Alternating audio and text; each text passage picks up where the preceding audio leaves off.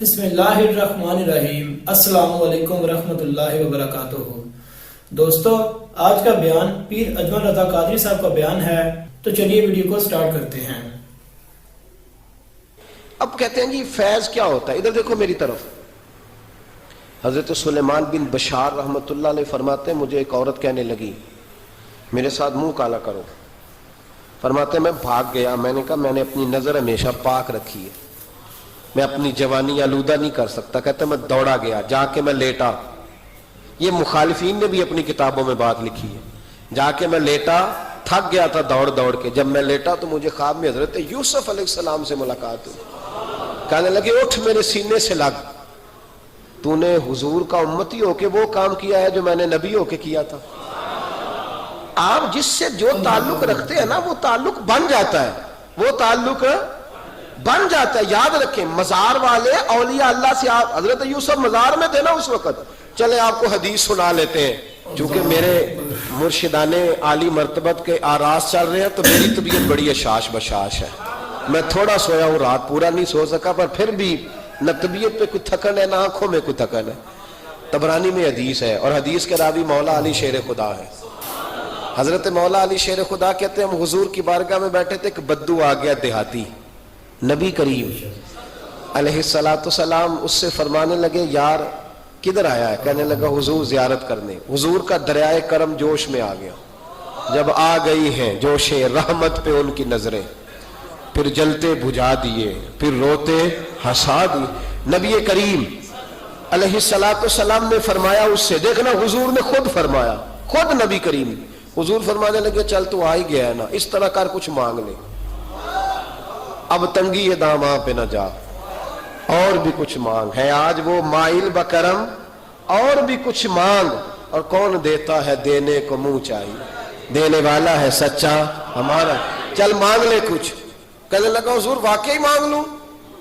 دیہاتی تھا نا، بدو تھا، یہ جو سوچ سوچ کے چلتے ہیں نا بیچارے اسی طرح رہ جاتے ہیں۔ کہا واقعی؟ حضور نے فرمایا تجھے شک ہے کوئی؟ کہا جو ہے مانگ لے۔ بندہ بدو تھا، بس لمٹ ہی تھوڑی تھی، تھوڑی لمٹ تھی۔ حضور نے فرمایا مانگ۔ کہنے لگا حضور میں نے سفر کرنا ہے، مجھے ایک اونٹ دے دے۔ حضرت علی کہتے ہیں میں نے کہا تجھ پہ افسوس، ہمارا خیال تھا تو جنت کی ٹکٹ مانگے گا، ہمارا خیال تھا تو ماں باپ کو، تو نے اونٹ ہی مانگا ہے بس۔ حضرت علی فرماتے وہ حضرت علی کا بھی خیال ہے کہ حضور سے مانگو تو تھوڑا نہ مانگو، نبی کریم سے مانگو تو کھل کھلا کے مانگو، جب حضور سے مانگو کھل کھلا کے مانگو۔ حضرت علی شیر خدا کہتے ہیں وہ اسی پہ اڑ گیا۔ حضور مسکرائے، گویا حضور نے بھی کہا یار تو نے مانگا کیا ہے؟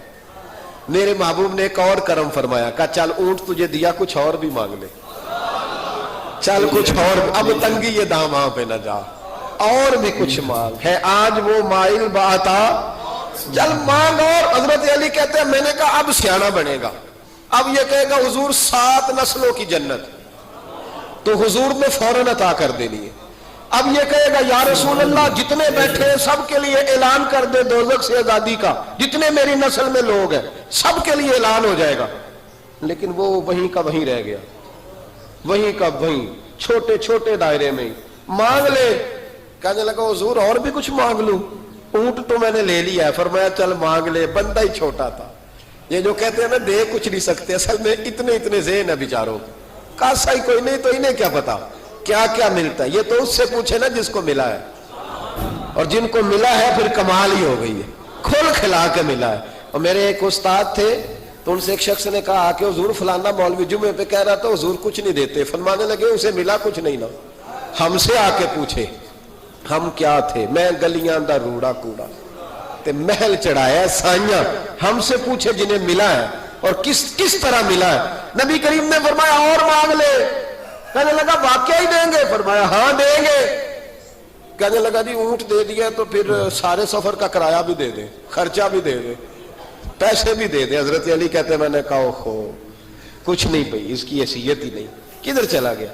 اب حضور نے خود یہاں محبوب کریم نے روک کے ارشاد فرمایا، حضور مسکرائے، فرمایا جا تجھے آنے جانے کا خرچہ بھی دیا۔ اب ذرا لفظ سننا، حدیث طبرانی ہے۔ محبوب فرمانے لگے تجھ سے تو حضرت موسیٰ کے دور کی وہ بوڑھی اچھی ہے، خود حضور فرما رہے تجھ سے تو جناب موسیٰ کے زمانے کی وہ बूढ़ी हुजूर कौन सी बूढ़ी? सहाबा कहते हैं हमारे कान खड़े हो गए, या रसूल अल्लाह कौन सी बूढ़ी, जरा मजार की बरकत देखें। नबी करीम अलैहिस्सलाम फरमाने लगे, अल्लाह करीम ने हजरत मूसा जब हिजरत करने लगे तो फरमाया मूसा जब जाओ ना तो समुंदर के करीब या समुंदर के अंदर या समुंदर के किनारे, मुख्तलिफ लफ्ज हैं रवायतों में, हजरत मूसा का ताबूत, हजरत यूसुफ का ताबूत भी दफन है, तो वो ताबूत भी साथ ले जाना। ये तो अल्लाह ने बता दिया, पर ये नहीं बताया दफन कहाँ है। हजरत मूसा ढूंढते रहे तो ढूंढने के बाद अर्ज की मौला ये भी बता दे वो कहाँ है। फरमाया नहीं, वो आपने खुद ही ढूंढना है। हजरत मूसा ढूंढ रहे हैं क्या? मजार। क्या ढूंढ रहे हैं? किसका? हजरत, हाँ अल्हम्दुलिल्लाह, ये सुन्नत अल्लाह ने हमें दी है। हम जाके पूछते हैं बताओ हजरत ख्वाजा नूर मोहम्मद मुहारवी का मजार किधर है? हम साहिवाल खड़ा होकर पूछते हैं कि पाक पतन शरीफ जाना है, रास्ता कौन सा जाता है? ये नबियों की सुन्नत अल्लाह ने हमें दी है, हम ये काम करते हैं।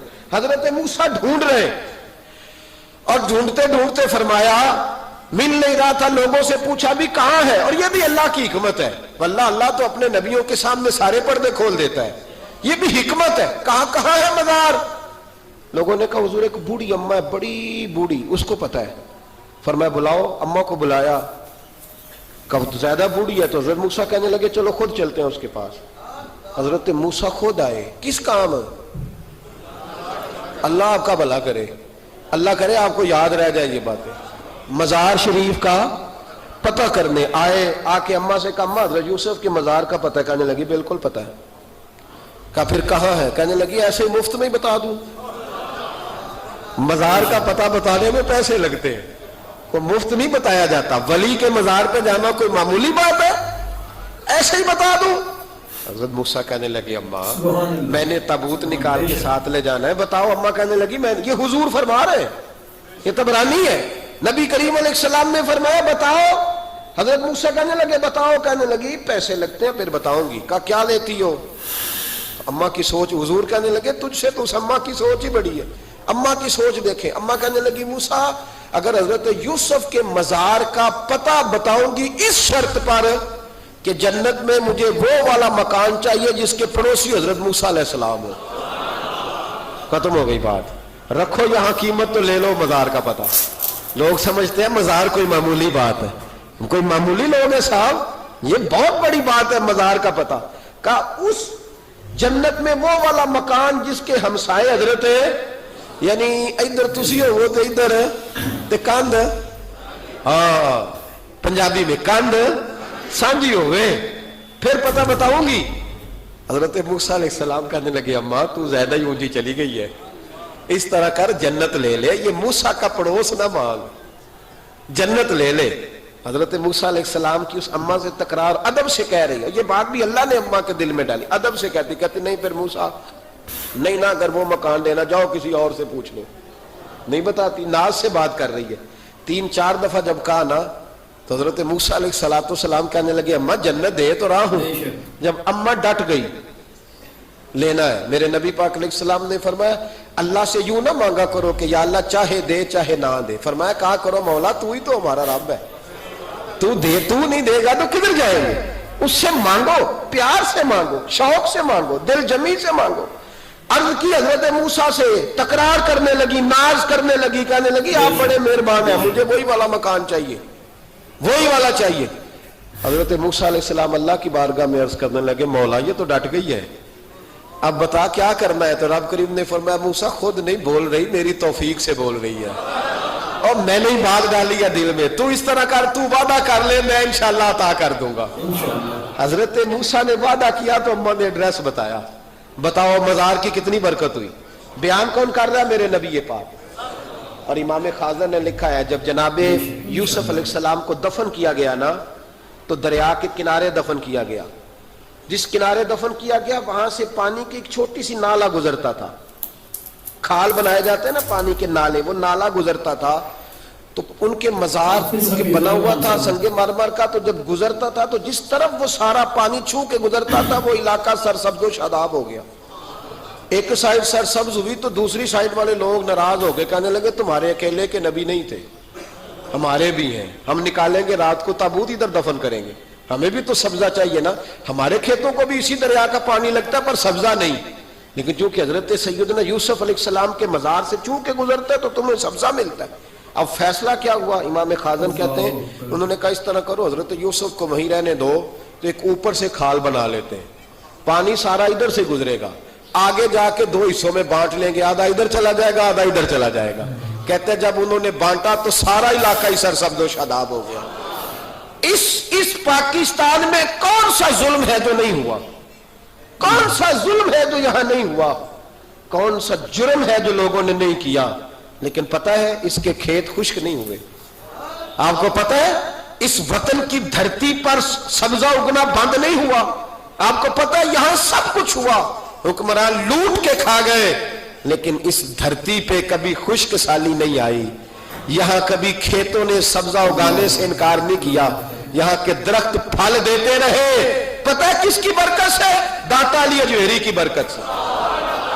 تم داتا صاحب کو بات کرتے ہو، یہ جو تیرے گھر میں پھل آتا ہے اور زمین اگاتی ہے یہ گنج بخش علی حجویری کی برکت ہے، یہ فرید الدین گنج شکر کی برکت ہے، یہ بہاؤالدین زکریا ملتانی کی برکت ہے، یہ محدث اعظم پاکستان کی برکت ہے، یہ میاں شیر محمد شرک پوری کی برکت ہے، یہ امیر ملت پیر جماعت علی شاہ کی برکت ہے، یہ ان درویشوں کی برکت ہے کہ ان کے مزار زمین پہ بنے ہیں تو سبزہ اگتا رہتا ہے، بہاریں ہوتی رہتی ہیں، پھول. تو ان کا شکریہ ادا کرنے کی بجائے مخالفت کرنے لگ گیا، تو الٹا بات کرنے لگ گیا. پڑھنا کتاب تجھے سمجھ آئے گی، تجھے مل کہاں سے رہا ہے. رب کریم تو ان کی حیائی بڑی کرتا ہے. تو دوستو امید کرتے ہیں آپ کو یہ ویڈیو پسند آئی ہوگی. اگر آپ کو یہ ویڈیو پسند آئی ہے تو اس ویڈیو کو لائک کریں اور چینل کو سبسکرائب کرنا نہ بھولیں. اب ہم ملیں گے آپ کو ایک نئے خوبصورت بیان کے ساتھ، تب تک کے لیے اللہ حافظ.